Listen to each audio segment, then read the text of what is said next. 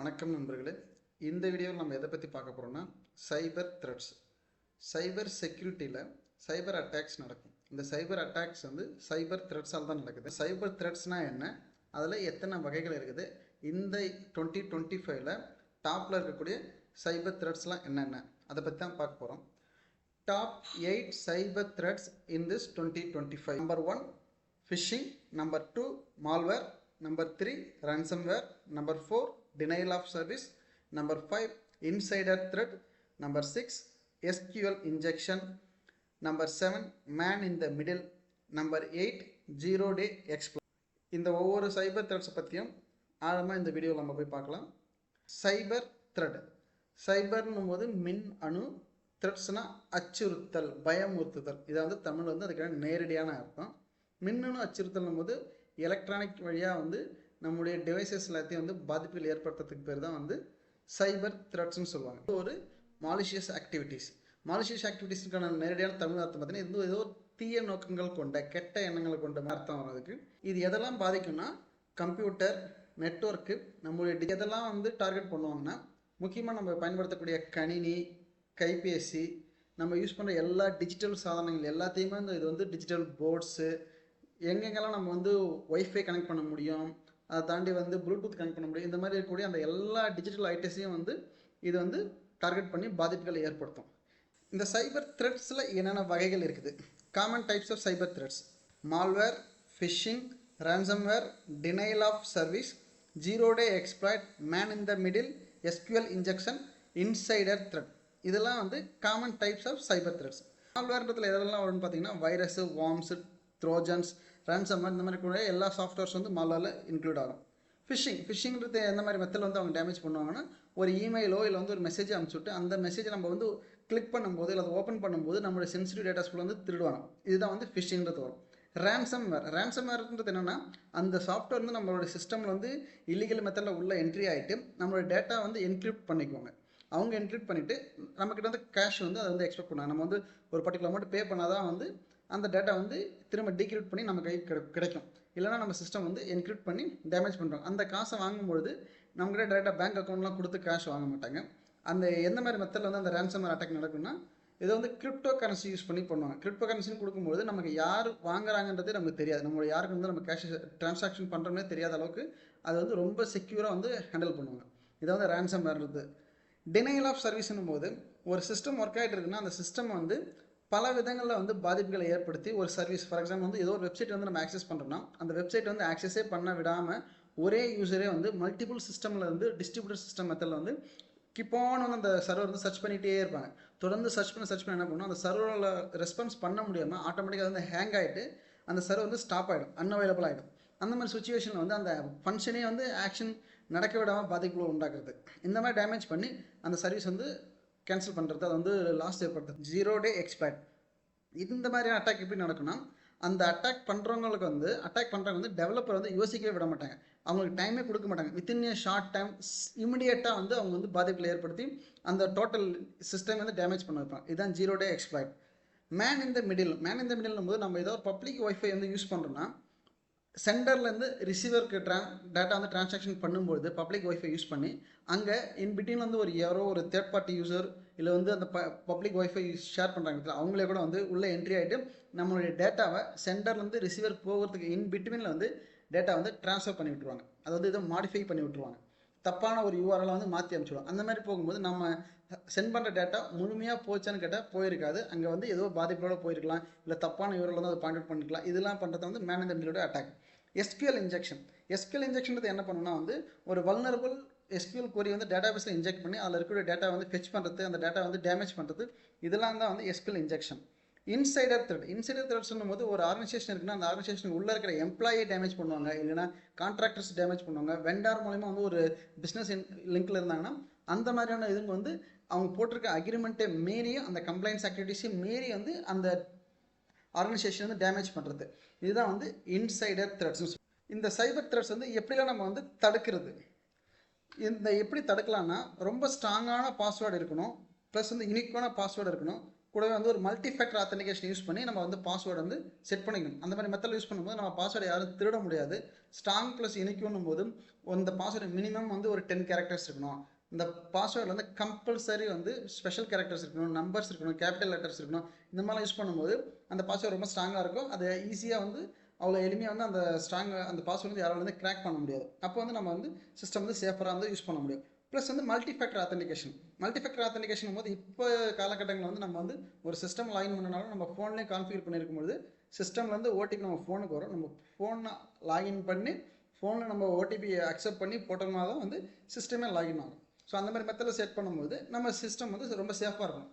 நம்ம mobile plus laptop ரெண்டும் ஒன்றா இருந்தால் தான் சிஸ்டம் லாகின் பண்ண முடியும். செகண்ட் வந்து நம்ம சிஸ்டமையும் நம்மளுடைய சாஃப்ட்வேர் வந்து அப் டு டேட்டில் வந்து அப்டேட் பண்ணிகிட்டே இருக்கும். அந்த மாதிரி பண்ணும்பொழுது நம்ம சிஸ்டம் வந்து லேட்டஸ்ட்டாக வெர்ஷனாக வந்துட்டு இருக்கும். அப்போ இந்த லேட்டஸ்ட்டான த்ரெட்ஸ் எல்லாத்தையும் வந்து அந்த சாஃப்ட்வேர்ஸ் வந்து டினை பண்ணி அதை வந்து ஃபிக்ஸ் பண்ணி லேட்டஸ்ட் வெர்ஷன் ரிலீஸ் பண்ணியிருப்பாங்க. ஸோ அந்த மாதிரி கேஸில் வந்து நம்ம சிஸ்டம் வந்து இந்த சைபர் த்ரெட்ஸ் வந்து பாதுகாத்துக்க முடியும்.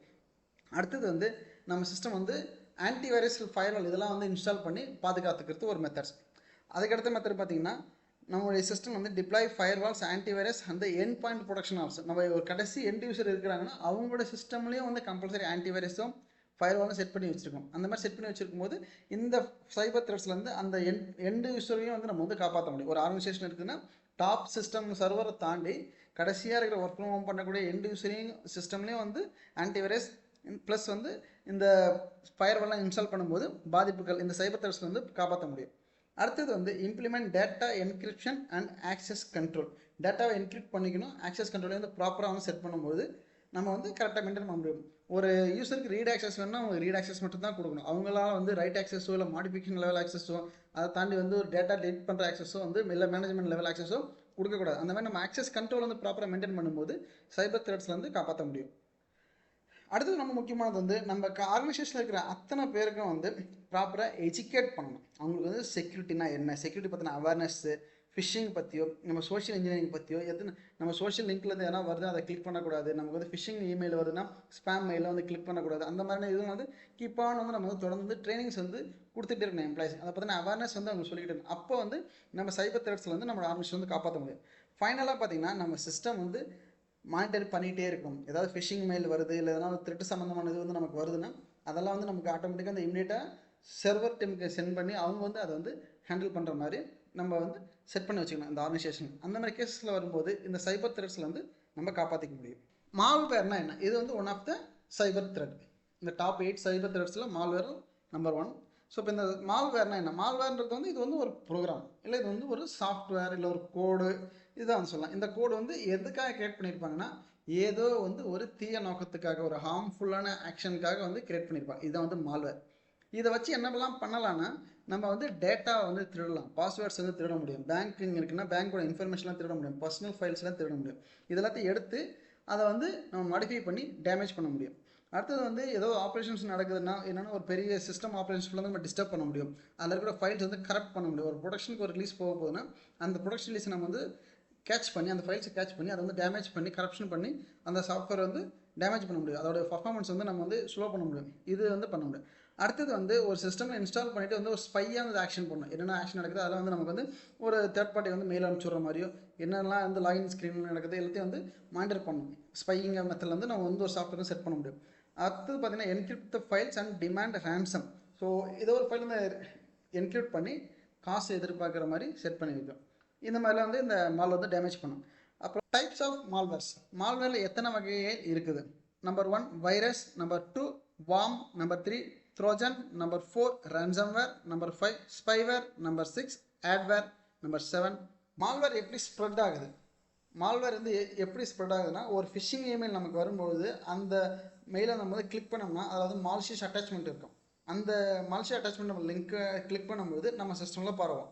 அடுத்தது வந்து ஏதோ ஒரு இன்ஃபெக்டடாக இருக்கக்கூடிய ஒரு வெப்சைட் நம்ம கிளிக் பண்ணுறோம், அதை போய் நம்ம வந்து விசிட் பண்ணுறோம், அதில் வந்து ஃபைலை டவுன்லோட் பண்ணுறோன்னா அது மூலயமா வந்து நமக்கு வந்து இந்த மால்வேர்ஸ் வந்து நம்ம சிஸ்டம்குள்ளே என்ட்ரி ஆகும்.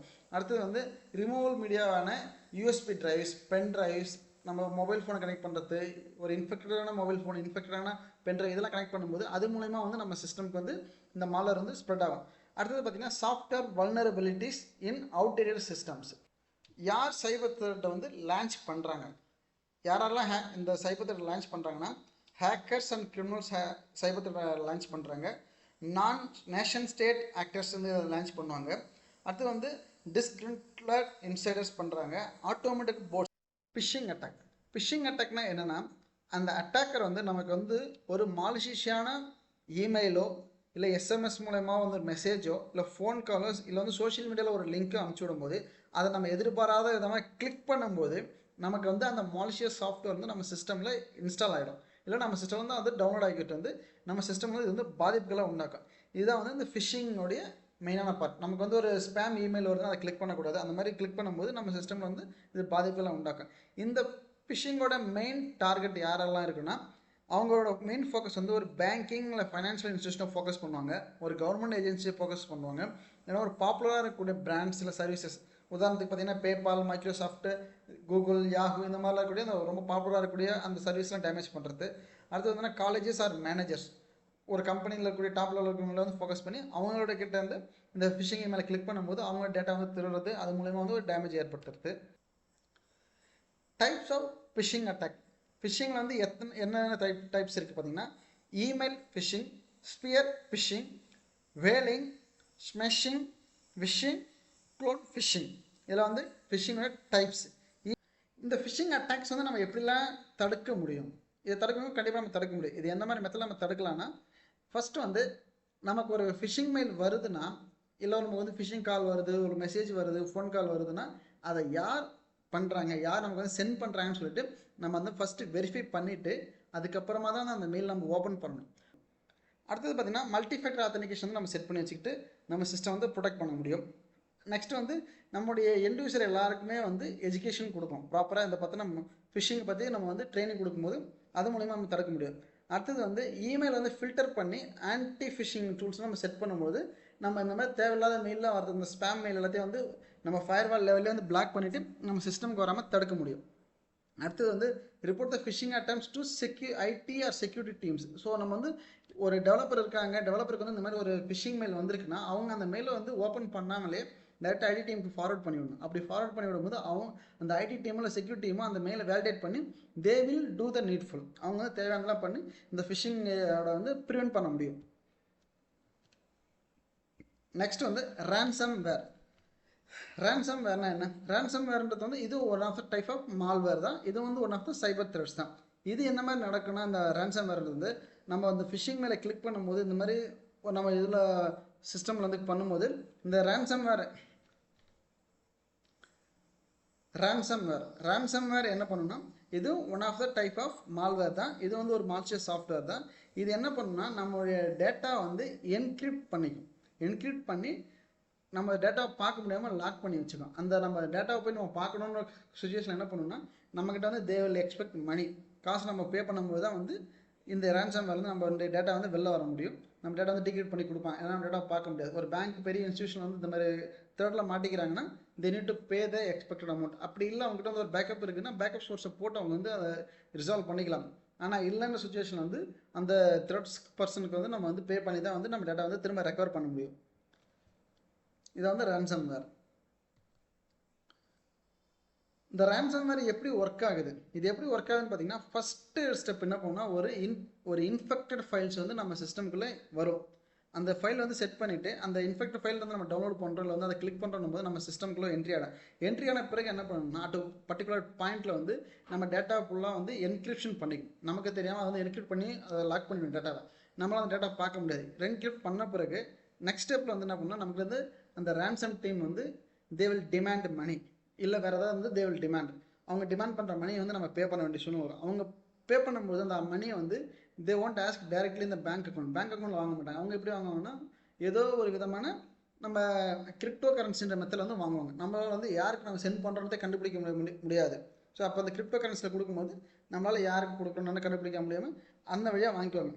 வாங்கின பிறகு இது என்ன பண்ணுவாங்கன்னா, அடுத்த லெவலில் வந்து அவங்க அந்த டபுள் ட்ரிபிள்ன்ற மாதிரி எக்ஸ்போர்ட் பண்ணிகிட்டே போவாங்க. அந்த மாதிரி போகும் நமக்கு இன்னும் அந்த பாதிப்பு வந்து அதிகமாகிட்டே போகும். இப்படி தான் வந்து ரேன்சம் வேர் வந்து நமக்கு ஒர்க் ஆகுது. இந்த ரேன்சம் வேரை எப்படி நம்ம வந்து தடுக்க முடியும்? நம்ம என்வாயன்மெண்ட் வந்து எப்படி இது வராமல் தடுக்கிறது, இல்லை இது எப்படி பாதிக்காமல் தடுக்கலாம்? இது எப்படி பண்ணலாம்னா, நம்ம ரெகுலராக வந்து நம்ம சிஸ்டம் வந்து பேக்கப் எடுத்து வச்சுக்கிட்டே இருக்கணும். ஏதோ ஒரு ஆஃப்லைனில் நம்ம வந்து பேக்கப் வச்சுக்கிட்டோம்னா, சப்போஸ் நம்ம சிஸ்டம் ரேன்சம் வேரால் பாதிக்கப்பட்டாலும் திரும்ப வந்து ரீஸ்டோர் பண்ணிக்கலாம். செகண்ட் வந்து நம்ம சிஸ்டம் தொடர்ந்து வந்து பேட்ச் அப்டேட் பண்ணிகிட்டே இருக்கணும். சாஃப்ட்வேர்ஸ் ஓஎஸ் வந்து நம்ம வந்து அப் டு டேட்டில் வச்சுட்டே இருக்கணும். அடுத்து வந்து இமெயில் வந்து ஃபில்டர் பண்ணிகிட்டே இருக்கணும். நமக்கு தேவையில்ல ஃபிஷிங் மெயில் வருதுன்னா இல்லை மால்சியஸ் அட்டம்ஸ் வருதுன்னா அதில் நம்ம அங்கேயே தடுத்து நம்ம ஆர்கனைசேஷனுக்குள்ளே என்ட்ரி ஆகாமல் தடுத்துக்கிறது.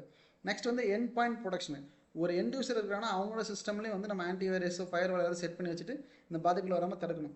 அடுத்த லெவலில் பார்க்கணும் நெட்வொர்க் செக்மெண்டேஷன். நெட்வொர்க் செக்மெண்டேஷன் போது ஒரு பெரிய நெட்வொர்க்னா அதை சின்ன சின்னதாக பிரித்து அதில் வந்து எங்கெங்கெல்லாம் இந்த ஃபிஷிங் வந்து எல்லாத்துக்கும் வந்து எல்லா இடத்துலையும் செக்யூரிட்டி போடும்போது பாதிக்கப்பட்டாலும் ஏதோ ஒரு பர்டிகுலர் பார்ட் தான் பாதிக்கப்படும். என்டையர் ஆர்கனைசேஷனையும் பாதிக்கப்படாமல் செக்மெண்டேஷன் சின்ன சின்ன பிரித்து வச்சுக்கிறது. அடுத்த லெவலில் வந்து இது வந்து ரொம்ப முக்கியமானது. யூசருக்கு வந்து ட்ரைனிங் கொடுக்கணும். எல்லா டெவலப்பர்ஸ் இல்லை சிஸ்டம் டீம்ஸ் எல்லாருக்கும் வந்து ஃபிஷிங்னா என்ன, அதோட ரேன்சம்வேர்னா என்ன, த்ரெட்ஸ்னா என்ன, இதை பற்றின பாதிப்புகள்லாம் என்னன்னு சொல்லிட்டு ஒரு பர்டிகுலர் டைம் பீரியட் ஒரு 3 months ஒன்ஸோ 6 months ஒன்ஸோ இல்லை ஒரு பர்டிகுலர் டைம் பீரியட்லாம் நம்ம ரெகுலர் ட்ரைனிங் கொடுக்கும்போது டெவலப்பர் வில் பி அவேராக இருப்பாங்க. இல்லை அந்த ஆர்கனைசேஷனில் எம்ப்ளாய்ஸ் எல்லோரும் வந்து ஒரு அவேர்னஸோட ஆக்ட் பண்ணும்போது இந்த த்ரெட்ஸில் வந்து பாதுகாக்க முடியும். நெக்ஸ்ட் வந்து denial of service or distributed denial of service. டாஸ்ன்னு இல்லை டிஸ்ட்ரிபியூட்டட் டாஸ். இந்த அட்டாக் எப்படி பாதிக்கப்படுதுன்றது தான் நம்ம பார்ப்போம். நெக்ஸ்ட் வந்து denial of service or distributed denial of service. DoS attack or distributed DoS attack. இந்த அட்டாக் என்ன பண்ணணும்னா ஒரு சிஸ்டம் வந்து ஒரு பர்டிகுலர் வெப்சைட்டை நம்ம ஃபோக்கஸ் பண்ணி அந்த வெப்சைட் வந்து தொடர்ந்து வந்து கீப் ஆன் வந்து டார்கெட் பண்ணிட்டு வந்து அந்த ஒரு வெப்சைட்டே வந்து they will keep on search. தொடர்ந்து அந்த வெப்சைட்டை சர்ச் பண்ணிகிட்டே இருக்கும்போது என்ன ஆகுனா அந்த வெப்சைட்டே வந்து இட் வாண்ட் டு ஒர்க். அந்த சர்வரே வந்து அன்அவைலபிள் ஆகிடும். அந்த சர்வர் அன்அவைலபிள் ஆகும்பொழுது என்ன பண்ணுவாங்கன்னா அந்த சர்வீஸு ஒர்க் ஆகாமல் வந்து தொடர்ந்து டேமேஜ் பண்ணிடுறது.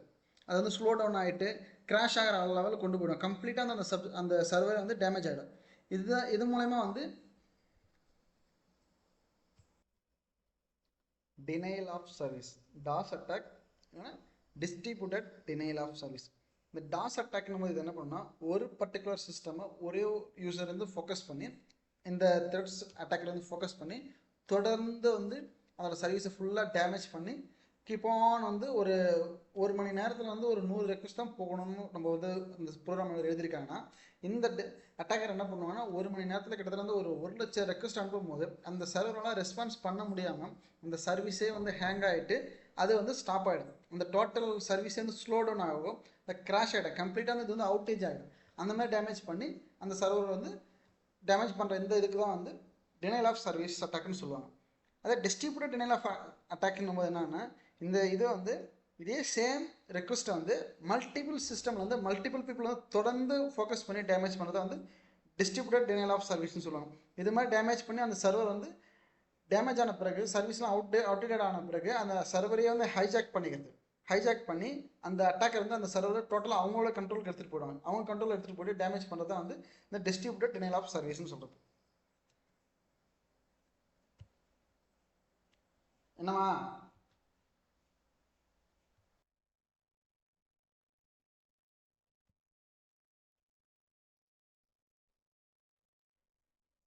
Common types of distributed denial of services. இதில் என்னென்ன வகைகள் இருக்குது பார்த்தீங்கன்னா வால்யூமெட்ரிக் அட்டாக்ஸ்னு ஒரு method, protocol attacks, application layer attacks. இந்த மாதிரி 3 மெத்தட்ஸில் வந்து இந்த காமன் டைப்ஸாக இருக்கக்கூடிய distributed common types of DoS attacks பார்த்தீங்கன்னா volumetric attacks, protocol attacks, application layer attacks. இதில் வந்து காமன் டைப்ஸ். எப்படி நம்ம வந்து டிஃபெண்ட் பண்ண முடியும், இந்த டாஸ் அட்டாக்ஸ் வந்து எப்படி நம்ம தடுக்க முடியும்? ஃபர்ஸ்ட் பார்த்தீங்கன்னா ஒரு வெப் அப்ளிகேஷனில் வந்து ஃபயர்வால் வந்து செட் பண்ணியிருக்கோம். மால்சியஸ் ஆக்சஸ்லாம் நடக்காமல் ஃபயர்வால் செட் பண்ணியிருந்தோம்னா அதை வந்து தடுக்க முடியும். ரெண்டாவது வந்து deploy the DoS protection services. ஒரு உதாரணத்துக்கு பார்த்தீங்கன்னா அப்பாமி software, AWS shield, Cloudflare இந்த மாதிரி வந்து சாஃப்ட்வேர் இன்ஸ்டால் பண்ணி எல்லாமே தடுக்க முடியும். அடுத்தது வந்து rate limiting and traffic shaping to control the request volumes. ஒரு ரெக்வஸ்ட் வந்து அதிகமாக வந்துகிட்டே இருக்குதுன்னா நம்ம வந்து அதை வந்து லிமிட் பண்ணிக்கணும். இதுக்கு மேலே அந்த ரெக்வஸ்ட் வரக்கூடாது. அது அப்படி வருதுன்னா இமீடியட்டாக வந்து நமக்கு வந்து ஒரு ரெஸ்பான்ஸ் வந்து சர்வர் டைமுக்கு வந்து இது ஏன் இந்த பர்டிகுலர் சிஸ்டமுக்கு வந்து கீப் ஆன் வந்து ஒரு 1000 ரெக்வஸ்ட் பதிலாக ஒரு lakhs ரெக்வஸ்ட் வருதுன்னு சொல்லிட்டு இமீடியட்டாக அலர்ட் போயிட்டு அந்த ரெக்வஸ்ட் வந்து ஸ்டாப் பண்ணணும், இல்லை அந்த சர்வர் வந்து நம்ம கண்ட்ரோலுக்கு எடுத்துக்கணும். அடுத்து வந்து redundant infrastructure and load balancing to observe traffic spikes. நம்ம லோட் பேலன்சிங் செட் பண்ணி வந்து மேனேஜ் பண்ணிக்கலாம். Monitor network traffic for anomalies and early sign of attacks.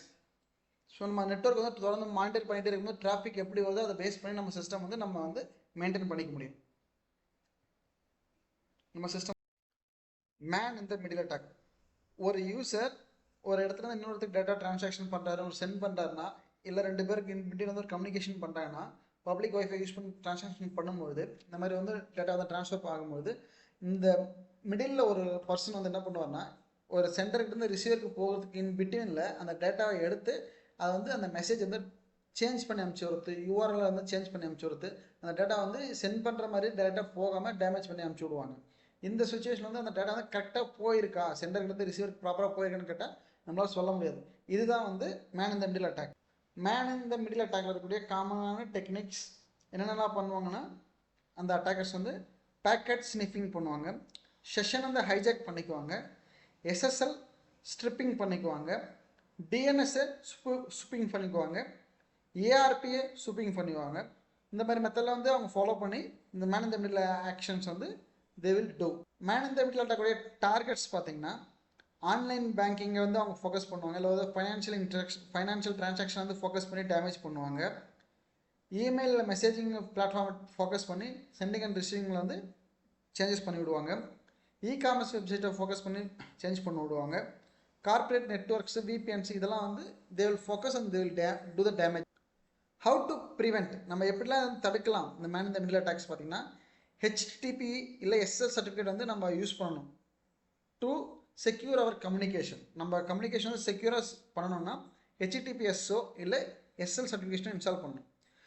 முடிஞ்ச வரையிலும் வந்து நம்ம கம்பல்சரி வந்து இந்த பப்ளிக்கில் இருக்கக்கூடிய ஒய்ஃபை வந்து யூஸ் பண்ணுறதை வந்து நம்ம அவாய்ட் பண்ணிக்கணும். அதே மாதிரி வந்து நம்ம ட்ரஸ்டட் விபிஎனை மட்டும்தான் யூஸ் பண்ணணும் இந்த மாதிரி சுச்சுவேஷன் அப்படி வந்தாலும். அது அடுத்தது வந்து மல்டி ஃபேக்டர் ஆத்தென்டிகேஷனை எனேபிள் பண்ணிக்கணும். நம்ம சாஃப்ட்வேர் வந்து அப் டு டேட்டில் வந்து நம்ம அப்டேட் பண்ணி வச்சுக்கணும். சாஃப்ட்வேர் ஃபயர்வால் எல்லாத்தையுமே வந்து நம்ம வந்து அப் டு டேட்டில் அப்டேட் பண்ணி வச்சுக்கணும். நம்மளுடைய சிஸ்டம் வந்து தொடர்ந்து வந்து மானிட்டர் பண்ணிக்கிட்டே இருக்கணும், நம்ம நெட்வொர்க் வந்து மானிட்டர் பண்ணிகிட்டே இருக்கணும். அடுத்து வந்து நம்ம என்கிரிப்ஷன் ப்ரோட்டோக்கால் வந்து ரொம்ப ஸ்ட்ராங்காக இருக்கணும். ஒரு டேட்டா வந்து ஒரு இடத்துல இன்னொரு ட்ரான்சாக்ஷன் நடக்குதுனாலே வந்து அந்த ட்ரான்ஸ்ஃபர் பண்ணுறதுக்கு முன்னாடி வந்து ப்ராப்பராக வந்து என்கிரிப்ட் பண்ணி தான் வந்து நம்ம டேட்டா ட்ரான்ஸ்ஃபர் பண்ணணும். இந்த மாதிரி மெத்தட்லாம் நம்ம ஃபாலோ பண்ணும்போது இந்த மேன் இந்த மிடில் அட்டாக் வந்து நம்ம அவாய்ட் பண்ணலாம். SQL injection. எஸ்கியூஎல் இன்ஜெக்ஷன் பற்றி என்னென்னா, நம்ம ஒரு டேட்டா பேஸ் இருக்கக்கூடிய டேட்டாவை வந்து ஒரு இன்ஃபெக்டட் கொரி மூலமா சென்ட் பண்ணி அந்த எஸ்கியூஎல் டேட்டா பேஸை டேமேஜ் பண்ணுறது, இல்லைனா அங்கே இருக்கிற டேட்டா வந்து செலக்ட் பண்ணி அந்த வேல்யூ வந்து நம்ம சேஞ்ச் பண்ணுறது. ஒரு எஸ்கியூஎல் கொரி நம்ம செலக்ட் பண்ணி சென்ட் பண்ணோம்னா செலக்ட் கொரி போயிட்டு பிரிங் த பாஸ்வேர்டு அப்படின்னு நம்ம இதுன்னும் போது நம்ம டேரெக்டாக அந்த பாஸ்வேர்டு அனுப்ப முடியாமல் என்ன பண்ணுறோம்னா, இது வந்து செலக்ட் கொரியில் அப்டேட் த பாஸ்வேர்டு கொடுத்து நம்ம வந்து யூசர் நேம் அண்ட் பாஸ்வேர்டு எடுத்து அப்டேட் பண்ணுறது, இல்லை அந்த யூசர் நேம் பாஸ்வேர்டே வந்து நம்ம செலக்ட் பண்ணும்போது பாஸ்வேர்டு டேரெக்டாக வந்து நமக்கு வந்து ஷோகேஸ் பண்ணுறது. டேரெக்டாக நம்ம பாஸ்வேர்டு ஷோகேஸ் பண்ணும்போது அட்மின் பாஸ்வேர்டு நமக்கு வந்துடும். அந்த டேரெக்டாக அட்மின் பாஸ்வேர்டு என்கிரிப்ட் பண்ணாமல் வந்து நம்ம ஷோகேஸ் பண்ணுறது, அது மூலயமா வந்து நம்ம அட்மின் மூலம் ஒரு நார்மல் யூஸரை வந்து அட்மின் யூஸராக லாகின் பண்ணுறது. இந்த மாதிரி மெத்தட்லாம் வந்து எஸ்கியூஎல் கொரியில் வந்து டேமேஜ் பண்ணுறது, எஸ்கியூஎல் டேட்டா பேஸை வந்து நம்ம பாதிப்புகளை ஏற்படுத்துது. இதுதான் வந்து அந்த எஸ்கியூஎல் இன்ஜெக்ஷன் அட்டாக்கரோடைய மெயினான வேலை. அட்டாக்கர்ஸ் வந்து இந்த மாதிரி மெத்தட் வந்து எஸ்கியூஎல் கொரி வந்து எஸ்கியூஎல் இன்ஜெக்ஷனால் ஏற்படக்கூடிய பாதிப்புகள் பார்த்தீங்கன்னா, இது வந்து சென்சிட்டிவ் டேட்டா வந்து கேட்ச் பண்ணிக்கும். ஒரு உதாரணத்துக்கு பார்த்தீங்கன்னா யூசர் நேம், பாஸ்வேர்டு, ஒரு bank statement, financial data records, இது எல்லாத்தையும் வந்து அது வந்து ஃபெச் பண்ணிக்கும். அடுத்தது இந்த எஸ்கியூஎல் இன்ஜெக்ஷன் பார்த்தீங்கன்னா உள்ள இருக்க டேட்டா வந்து மாடிஃபையும் பண்ணும், டெலிட்டும் பண்ணும். அது மூலம் வந்து டோட்டலாக வந்து நமக்கு அந்த டேட்டா பேஸே வந்து லாஸ் ஆகிறதுக்கான வாய்ப்புகளும் இருக்குது.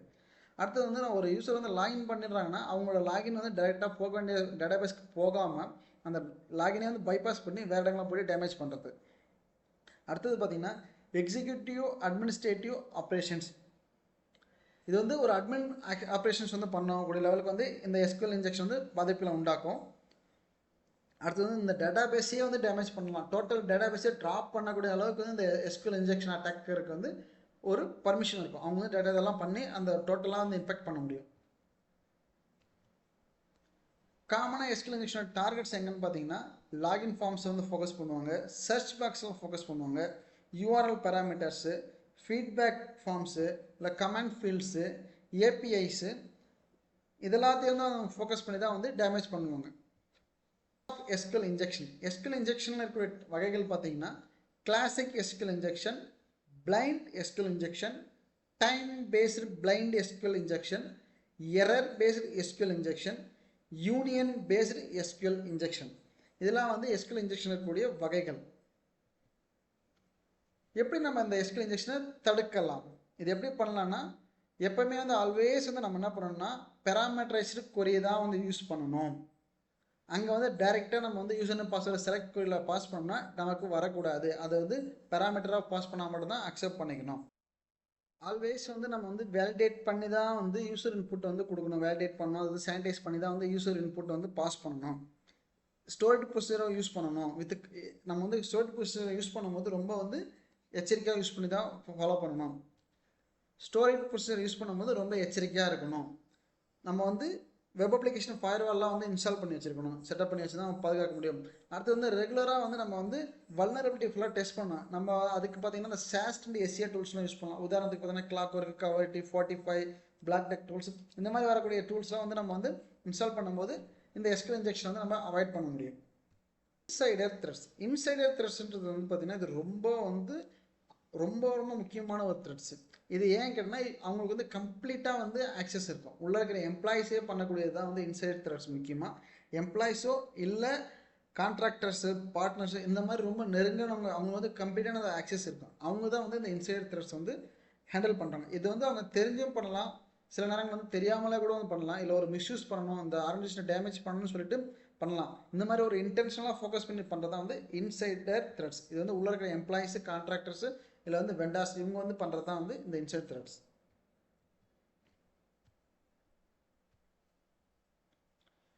Types of insider threats. Insider threats என்னென்ன வகையில் பார்த்தீங்கன்னா malicious insider threats, negligent insiders, compromise insiders. இதெல்லாம் வந்து இன்சைடர் த்ரெட்ஸில் இருக்கக்கூடிய வகைகள். இன்சைடர் த்ரெட்ல இருக்கக்கூடிய காமனான உதாரணங்கள் பார்த்தோம்னா, ஒரு எம்ப்ளாயி ரிசைன் பண்ணுறதுக்கு முன்னாடி வந்து ஒரு கிரிட்டிக்கலான ஃபைல்ஸ் வந்து டெலிட் பண்ணிவிட்டு அவங்க வந்து ரிசைன் பண்ணிவிடுவாங்க. அடுத்து வந்து கான்ட்ராக்டர் வந்து ரொம்ப சென்சிட்டிவான டேட்டாலாம் வந்து ஒரு தேர்ட் பார்ட்டிக்கு இல்லை ஒரு அன்ஆத்தரைஸ்ட் பர்சனுக்கு வந்து சேல் பண்ணிவிடுவாங்க. எம்ப்ளாயே வந்து ஒரு ஃபிஷிங் இமெயில் வந்து கிளிக் பண்ணுறது, இல்லை வந்து ஏதாவது வந்து அதை அலோவ் பண்ணி டவுன்லோட் பண்ணுறது, ஒரு தேவையில்லாத ஃபைல்ஸ் வந்து கிளிக் பண்ணுறது, ஒரு தேவையில்லாத ஒரு மூவிஸ் வந்து டவுன்லோட் பண்ணுறது, இல்லை சாஃப்ட்வேரை கிளிக் பண்ணுறது, ஒரு தேவையில்லாத ஒரு வெப்சைட் போகும்போது கிளிக் பண்ணுறது, இந்த மாதிரி பண்ணும்போது அவங்களுடைய அந்த ஃபிஷிங் வந்து நம்ம அந்த த்ரெட்ஸ் வந்து நம்ம சிஸ்டம்குள்ளே என்ட்ரி ஆகிடுது, அந்த ஆர்கனைசேஷன் சிஸ்டம்குள்ளே என்ட்ரி ஆகிட்டு டேமேஜ் பண்ணிவிடும். அடுத்தது வந்து பார்த்திங்கன்னா partner misconfigures cloud storage exposing confidential data publicly. நம்மளுடைய க்ளவுடில் வந்து ஸ்டோர் பண்ணியிருக்கும் போது அந்த க்ளவுட் என்வாமெண்ட்டே என்ன பண்ணுவாங்கன்னா அவங்க வந்து எதிர்பாராம விதமாக வந்து கான்ஃபிடென்ஷியல் டேட்டா வந்து பப்ளிக்காக வந்து எக்ஸ்போஸ் பண்ணிவிடுவாங்க. இந்த மாதிரிலாம் டேமேஜ் பண்ணுறதா வந்து காமனாக நடக்கக்கூடிய இன்சைடர். எப்படி தடுக்கலாம்? இது எப்படி தடுக்க முடியும்னா, முடிஞ்ச வரலாம் வந்து ரொம்ப கம்மியான பர்மிஷன் தான் வந்து எல்லாருக்கும் கொடுக்கணும். ஆக்சஸ் லெவல் வந்து ரொம்ப கம்மியான ஆக்சஸ் லெவலில் கொடுக்கணும். லீஸ்ட் ப்ரிவிலேஜ் கொடுக்கும்போது தடுக்கலாம். நம்ம டெவலப்பரோ இல்லை நம்ம என்டையர் டீமோட ஆக்ஷன்ஸ் வந்து கீப்பான வந்து நம்ம அதை மானிட்டர் பண்ணிகிட்டே இருக்கணும். யூஸரோடைய ஆக்ஷன்ஸ் எல்லாத்தையும் நம்ம மானிட்டர் பண்ணும்பொழுது இந்த இன்சைடர் த்ரெட்ஸ் வந்து தடுக்க முடியும். ரெகுலராக வந்து ஒரு ஆடிட்டிங் ஆக்ஷன்ஸ் வந்து நான் பண்ணிகிட்டே இருக்கணும். அந்த மாதிரி பண்ணும்போது அந்த இன்சைடர் த்ரெட் தடுக்க முடியும். எம்ப்ளாயிஸ்க்கு வந்து கிளியராக வந்து இதை பற்றின வந்து ஒரு எஜுகேஷன் கொடுக்கணும், அவங்க வந்து ஒரு ட்ரைனிங் கொடுக்கணும். இதை பற்றின ஒரு அவேர்னஸ் நம்ம ஏற்படுத்தும் போது அது மூலம் வந்து இந்த இன்சைடர் த்ரெட்ஸ் வந்து தடுக்க முடியும். இதை பற்றின கம்ப்ளைண்ட்ஸ் இஷ்யூஸ்லாம் நம்ம அவங்ககிட்ட வந்து எக்ஸ்பிளைன் பண்ணும்போது they want to insider threats. அடுத்து யூஸ் த டிஎல்பி டூல்ஸ்லாம் நம்ம யூஸ் பண்ணணும். டேட்டா லாஸ் ப்ரிவென்ஷன் சிஸ்டம் வந்து நம்ம இம்ப்ளிமெண்ட் பண்ணும்போது இந்த இன்சைடர் த்ரெட்ஸ் வந்து நம்ம தடுக்க முடியும். எஸ்டாப்ளிஷ் எக்ஸிட் ப்ரோட்டோகால்ஸ், இதெல்லாம் பண்ணும்போது நம்ம வந்து இன்சைடர் த்ரெட்ஸ் வந்து தடுக்க முடியும். எஸ்டாப்ளிஷ் எக்ஸிட் ப்ரோட்டோகால்ஸ், நம்ம வந்து ரிவோக் ஆக்சஸ் இமிடியேட்லாம் இது எப்படின்னா வந்து ஒரு ஆக்சஸ் வந்து இமிடியேட்டாக அந்த ரிவோக் பண்ணும்போது நம்ம தடுக்க முடியும். ஒரு எம்ப்ளாயி கம்பெனிட்டு போகிறாங்கன்னா இல்லை வந்து ஏதோ சேஞ்சஸ் ஒரு ரோலை சேஞ்ச் பண்ணாங்கன்னா இமிடியேட்டாக அவங்களோட ஆக்சஸ் வந்து நம்ம ரிமூவ் பண்ணணும். அதுக்கானது வந்து நம்ம செட் பண்ணி வச்சிருக்கும் போது இந்த இன்சைடர் த்ரெட்ஸ் நம்ம தடுக்க முடியும். ஜீரோ டே எக்ஸ்ப்ளாய்ட். அட்டாக்கர்ஸ் வந்து ஜீரோ டே எக்ஸ்ப்ளாய்ட் வந்து இம்ப்ளிமெண்ட் பண்ணும்போது அதை வந்து ஃபிக்ஸ் பண்ணுறதுக்கு அந்த ஆர்கனைசேஷனுக்கோ இல்லை டெவலப்மெண்ட் டீம்ஸுக்கோ வந்து they won't give enough time.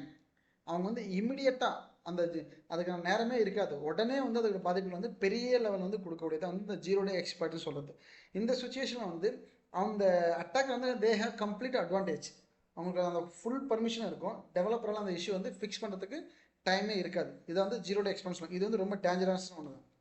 வகைகள் பார்த்தீங்கன்னா ஜீரோ டே வல்னரபிலிட்டி, ஜீரோ டே எக்ஸ்ப்ளாய்ட், ஜீரோ டே அட்டாக். இது வந்து காமனாக இருக்கக்கூடிய ஜீரோ டே த்ரெட்ஸ். இந்த ஜீரோ டே த்ரெட்ஸ் ஏன் ரொம்ப டேஞ்சரஸ் பார்த்தோம்னா, இதுக்கு வந்து டிஃபென்சிங் மெத்தடே கிடையாது. இதை நம்ம தடுக்கவே முடியாது. இதோட டேமேஜ் பார்த்தோன்னா ரொம்ப ஹை சக்ஸஸாக இருக்கும். இது வந்து ஒரு டார்கெட் பண்ணி ஒரு ஆர்கனைசேஷனில் என்ட்ரி ஆகிட்டாங்கன்னா அவங்க வந்து கண்டிப்பாக சக்ஸஸ் ஆகிடுவாங்க. அந்த லெவலுக்கு இந்த அட்டாக் வந்து ரொம்ப மோசமானதாக இருக்கும். இதில் பார்த்தீங்கன்னா ரொம்ப அட்வான்ஸ் பர்சிஸ்டன்ட் த்ரெட்ஸ்லாம் வந்து அவங்க யூஸ் பண்ணியிருப்பாங்க. அதனால் நம்ம தடுக்கவே முடியாது அவ்வளோ எளிமையாக இதை. அடுத்து பார்த்தீங்கன்னா இது வந்து ஒரு மேசிவ் பிரிட்ஜாக தான் இருக்கும். ரொம்ப பெரிய லெவலில் வந்து பிரிட்ஜஸ் வந்து அவங்க வந்து ஏற்படுத்த முடியும். அதனால் இந்த ஜீரோ டே எக்ஸ்பர்ட் வந்து ரொம்ப டேஞ்சரானது. இதை வந்து நம்ம தடுக்கிறது வந்து இது ஒன்ஸ் என்ட்ரி ஆகிட்டால் நம்ம தடுக்கிறதுன்றது பாசிபிலிட்டி இல்லைன்ற மாதிரி தான் கிட்டத்தட்ட ரொம்ப மோசமான விளைவுகள் வந்து இது உருவாக்கும். ஜீரோ டே எக்ஸ்பர்ட்டை எதிர்ப்பாக நம்ம வந்து எப்படி வந்து இதை தடுக்க முடியும் அப்படின்னு பார்த்தீங்கன்னா, use behaviour based detection tools, apply virtual patching, keep systems updated, limit the attack surface, threat intelligence feeds. இதெல்லாம் பேஸ் பண்ணி நம்ம வந்து இந்த ஜீரோ டே எக்ஸ்ப்ளாய்ட் வந்து தடுக்க முடியும்.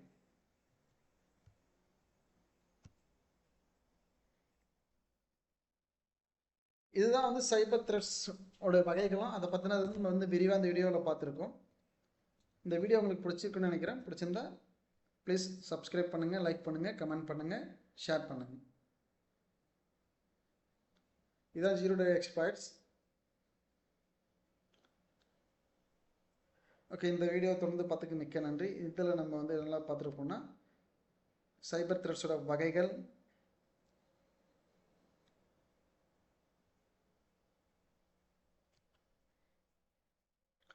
இவ்வளோ நேரம் பொறுமையாக அந்த வீடியோ பார்த்ததுக்கு மிக்க நன்றி. உங்களுக்கு இந்த வீடியோ பிடிச்சிருந்தா லைக் பண்ணுங்கள், சப்ஸ்கிரைப் பண்ணுங்கள், கமெண்ட் பண்ணுங்கள். உங்களுடைய கருத்துக்களை வந்து பதிவிடுங்க. அடுத்து நான் என்ன மாதிரி இந்த வீடியோஸ் வந்து கிரியேட் பண்ணணும் அதோடைய பற்றின உங்களோட பதிவுகளும் தொடர்ந்து போடுங்க. நான் மேலே வந்து இது போன்ற வீடியோ வந்து தொடர்ந்து போட்டே இருக்கிறேன். நன்றி.